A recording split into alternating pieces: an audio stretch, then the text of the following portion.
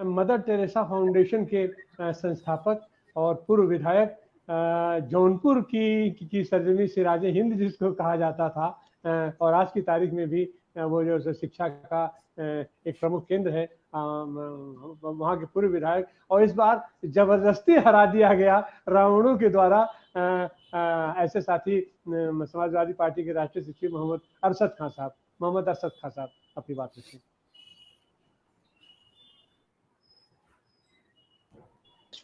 आप म्यूट है जी बोलिए। हो गया जी। सभी साथियों को और पूरे देशवासियों को विजयादशमी पर्व की बहुत बहुत बधाई और हार्दिक शुभकामनाएं। और आज के दिन हम ईश्वर से प्रार्थना करते हैं कि इस देश को रावणों से मुक्ति दिलाने लायक शक्ति प्रदान करें देश की जनता को, और रावणों को पहचानने की शक्ति प्रदान करें ताकि उन्हें लोग पहचाने और सत्ता से बेदखल करें। हकीकत यह है कि राम धर्म के प्रतीक है, रावण अधर्म का प्रतीक है। अब ये पता लगाना पड़ेगा लोगों ने गलती क्या किया कि पूजा पद्धतियों को धर्म बना दिया और उसी बुनियाद पर लोग समाज को बांटकर वोट ले रहे हैं। मानव का हर वो कर्म जिससे मानव और मानवता को लाभ होता है धर्म है। मानव का हर वो कर्म जिससे मानव और मानवता को हानि होती है अधर्म है। श्री रामचंद्र जी रावण की पूजा पद्धति एक थी, दोनों के इष्ट एक थे, लेकिन श्री रामचंद्र जी धर्म पे, रावण अधर्म पे था। कौरव और पांडव की, श्री कृष्ण की और कंस की पूजा पद्धति एक थी, बिरादरी एक थी, लेकिन श्री कृष्ण जी धर्म पे, कंस अधर्म पे था, पांडव धर्म पे और कौरव अधर्म पे थे। हजरत इमाम हुसैन और यजीद की पूजा पद्धति, तरीक़े इबादत एक था, दोनों का खुदा, मस्जिद, कुरान एक था, लेकिन यजीद अधर्म पे था और इमाम हुसैन धर्म पे थे। अब क्या है, लोग बिरादरी के नाम पर और पूजा पद्धतियों के नाम पर धार्मिक बनकर वोट ले रहे हैं। हमें पहचानना पड़ेगा किसके विचार से, किसके काम से समाज को ज्यादा फायदा हो रहा है वो धर्म पे है, और किसके काम से, किसके विचार से समाज को, देश को ज्यादा नुकसान हो रहा है वो अधर्म पे है, वो रावण का प्रतीक है। सच्चाई है कि जो वर्तमान में हमारे देश के प्रधानमंत्री जी हैं, वो आए बनारस, कहा मुझे गंगा मैया ने बुलाया है और हम गंगा मैया को स्वच्छ कर देंगे, शीतल कर देंगे, लेकिन पता ये चला कि गंगा मैया और गंदी हो गई। हजारों साल तक हिंदू राजा थे तो भी गंगा जमुना गोमती का पानी स्वच्छ था, शीतल था, पीने के लायक था। 800 साल तक मुसलमानों ने हुकूमत किया तो भी गंगा जमुना गोमती सारी नदियों का पानी पीने लायक था, स्वच्छ था, शीतल था।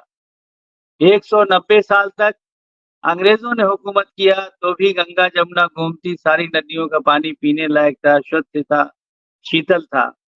लेकिन अभी 75 साल में राम तेरी गंगा मैली हो गई, पापियों के पाप धोते धोते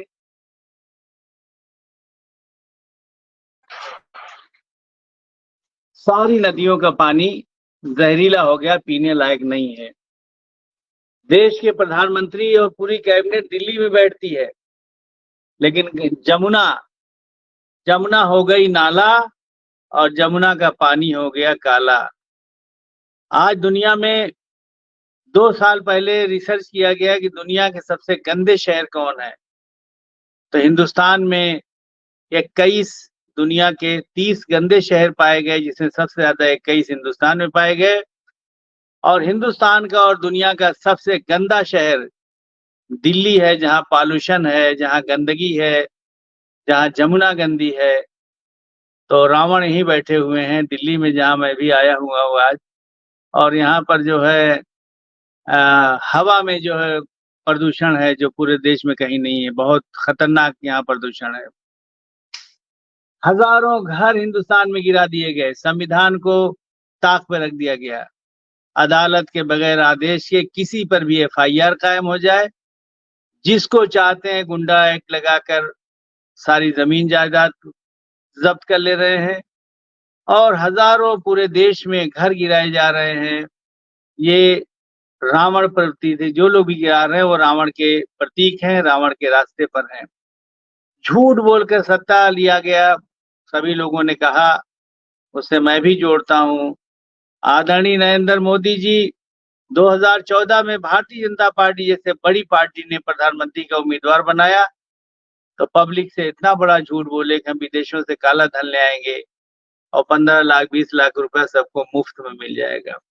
हम लोग भी सोचते थे यार दूसरी पार्टी में है, मोदी जी बन जाते तो शायद काम बन जाता, तो 5-6 बच्चे हैं, बीवी है, हम है, 8 लोग हैं, 1 करोड़ 1.25 करोड़ का काम हो जाएगा। लेकिन पूरी देश की जनता का दिल टूट गया और 1 रुपया किसी को मिला नहीं। किसानों के लिए इतना गलत कानून बना दिया, किसानों ने आंदोलन चलाया जो देश का पेट भरते हैं, लेकिन इनके अहंकार से, जो रावण रूपी अहंकार था, उसकी वजह से इन्होंने खत्म नहीं किया। किसानों के प्रतिनिधियों से, किसानों से बात नहीं किया, उनका दुख दर्द नहीं जाना, और 800 किसान तकरीबन देश में शहीद हो गए। वो तो चुनाव आ गया कई स्टेट का, तब जाके इन्होंने कानून खत्म किया। तो हकीकत यह है कि हर साल रावण को जलाया जाता है और ये संकल्प लिया जाता है कि देश में जितने रावण हैं उसका नष्ट किया जाएगा और राम राज लाया जाएगा। मगर राम के नाम पे आज भी शराब की दुकानें खोली जा रही हैं, राम के नाम पर अन्याय हो रहा है। तो जो लोग राम के नाम पर रावण राज कायम किए हुए हैं वो तो और बड़े पापी हैं, उनको तत्काल हटाने की जरूरत है। मुझे लगता है कि देश की जनता तमाम नेताओं का आह्वान करती है, चाहती है कि इन रावणों को सत्ता से 2024 में हटाने के लिए सभी लोग इकट्ठा हों, एकजुट होकर रावणों से देश को मुक्ति दिलाएं, यहाँ न्याय कायम करें, अन्याय का खात्मा करें। और आज के दिन यही हमें भी संकल्प लेना होगा कि हम इस देश को रावण राज से, रावणों से मुक्ति दिलाएंगे और राम राज कायम करने की